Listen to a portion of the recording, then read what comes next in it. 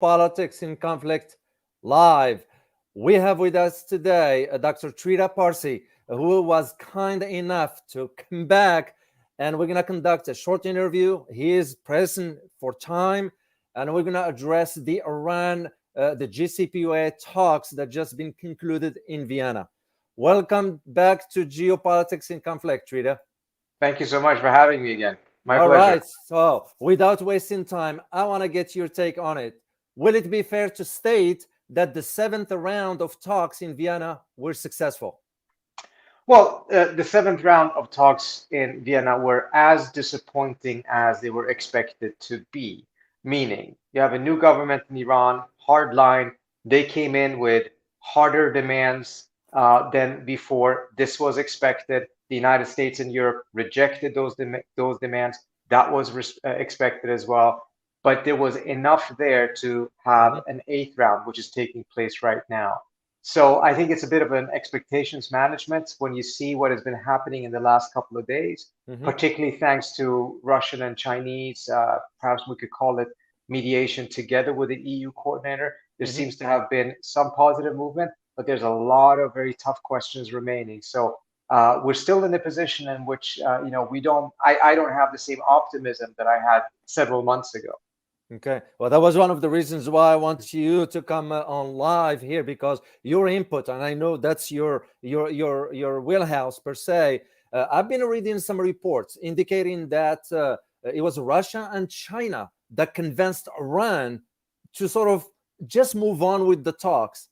However, the Europeans were saying to Iran, "What you are asking of it's unbelievable. It's like the US and the Europeans not going to agree to it." Is there any truth to that? There's nuggets of truth in it. The Iranians did come in with demands that took the Europeans and the United States aback a little bit, Mm-hmm.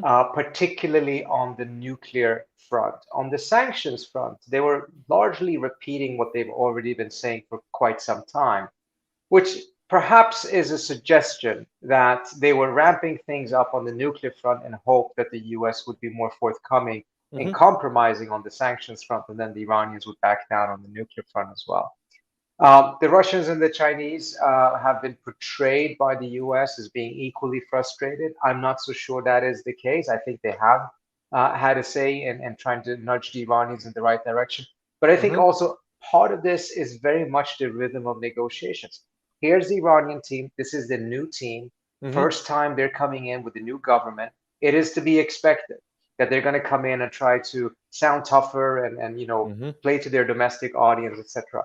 Was it unlikely that they would back down from some of those demands in the subsequent round? No, not at all. I think that was largely expected.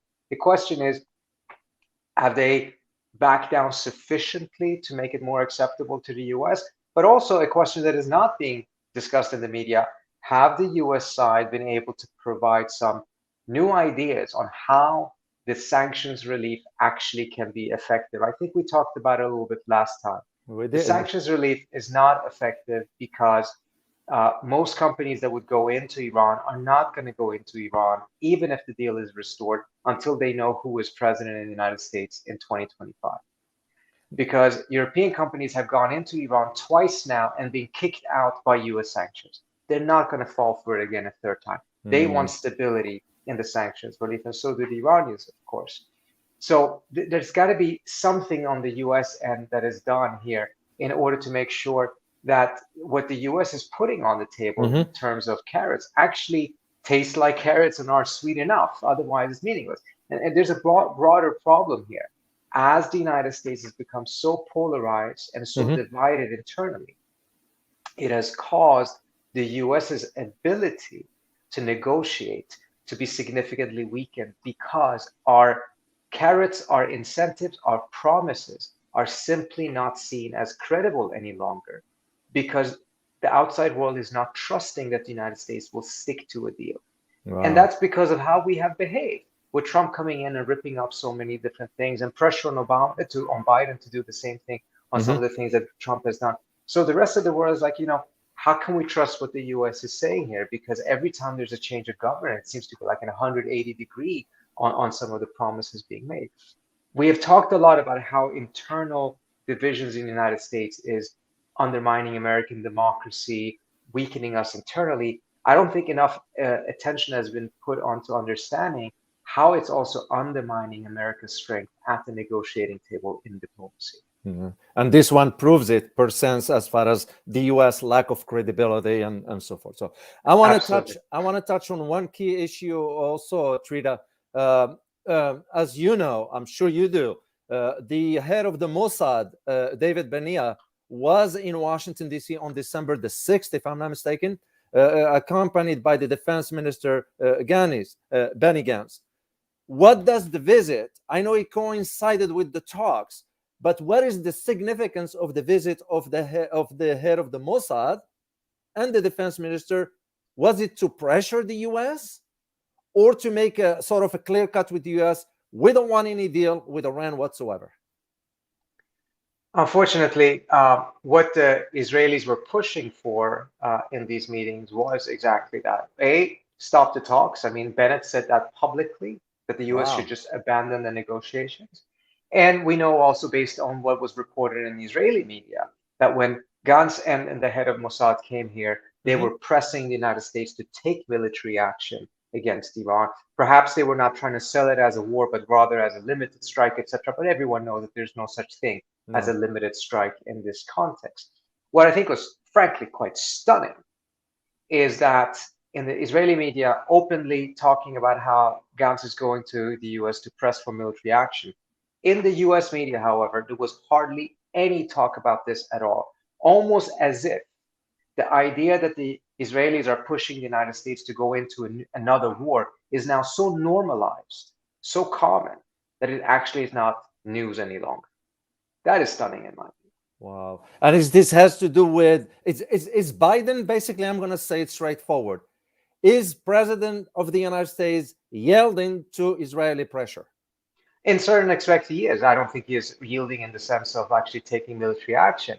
But we saw several different measures that the New York Times reported as being responses to the Israeli pressure, such as the fact that the US is now ramping up sanctions and also seeking to implement existing sanctions more thoroughly, going back into a maximum pressure strategy that so many of Biden's own officials are on record saying not only don't work, but are counterproductive. So why are we doing something counterproductive if we know that it's counterproductive? That's one.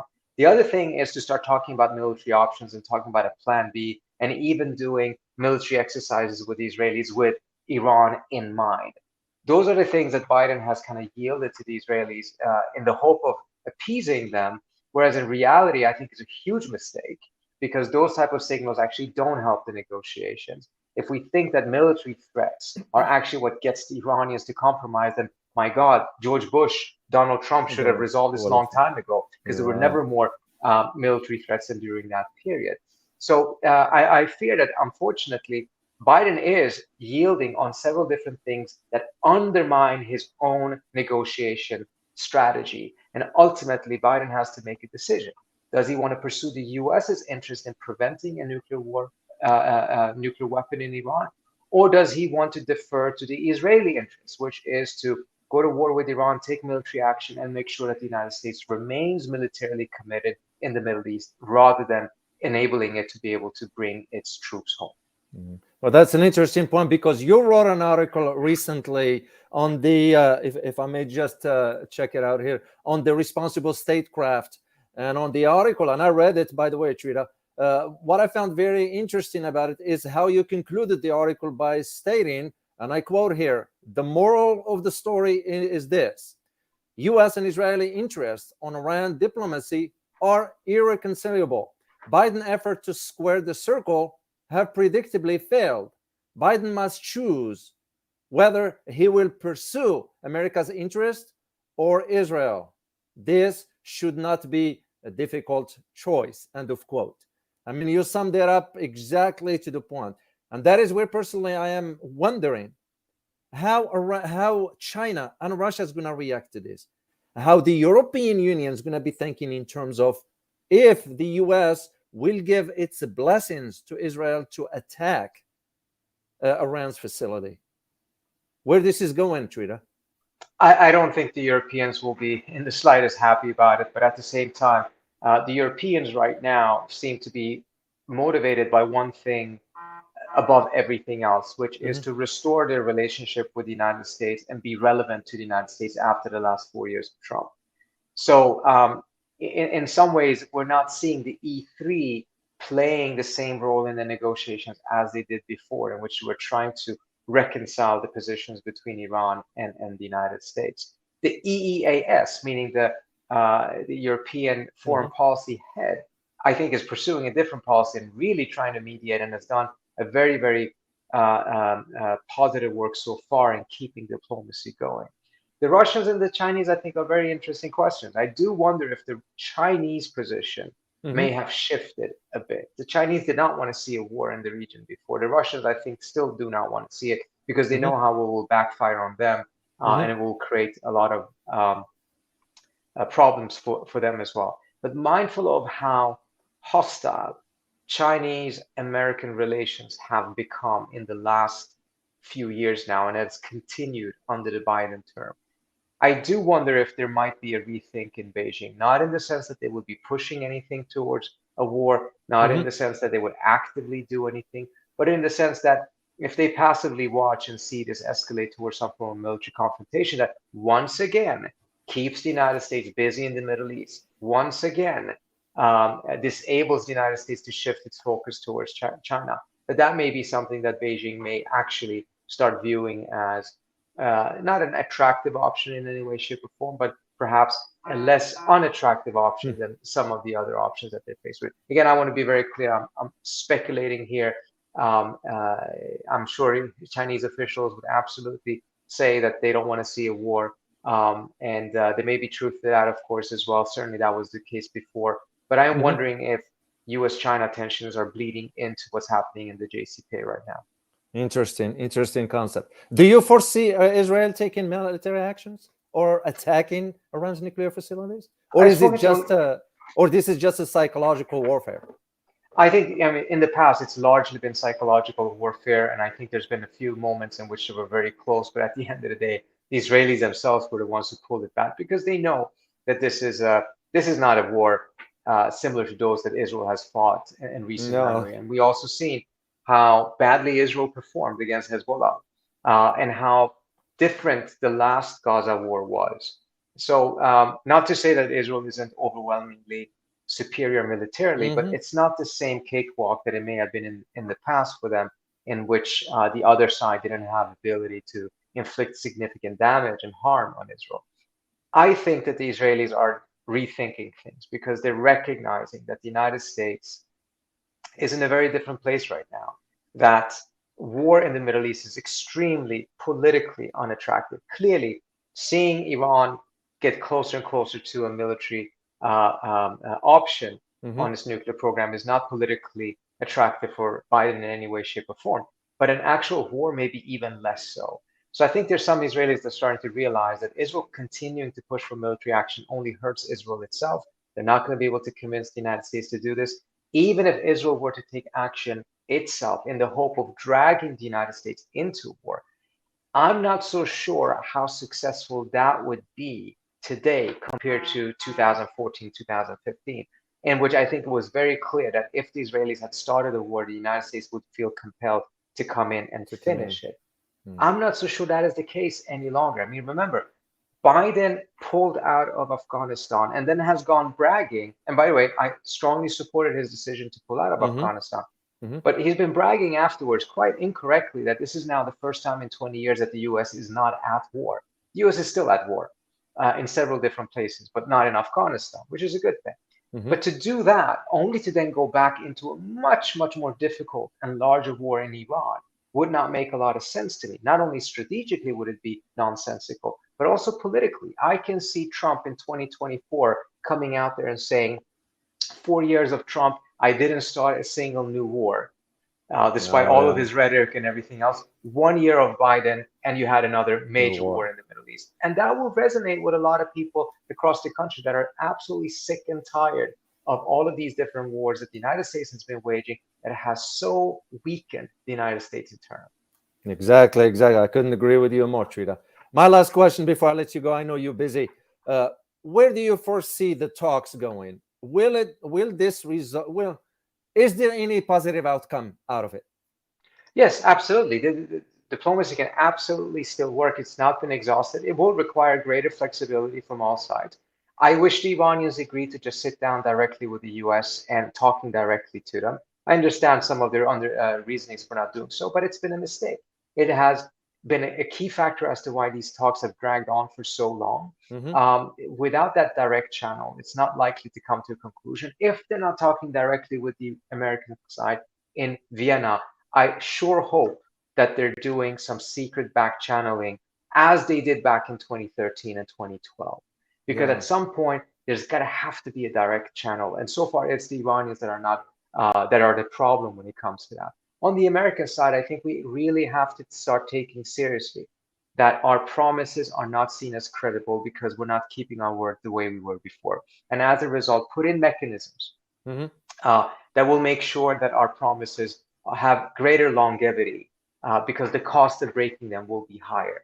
I think we absolutely have to address this issue because if the core give and take of the JCPOA is not there, meaning the Iranians reduce their nuclear activities and agree to all kinds of inspections, and the US lifts sanctions in a way that gives Iran economic benefit. If those two things are not there, there is no deal. And right now, our sanctions relief is significantly jeopardized and compromised. And the US is not willing to lift that at all because the pressure from Israel.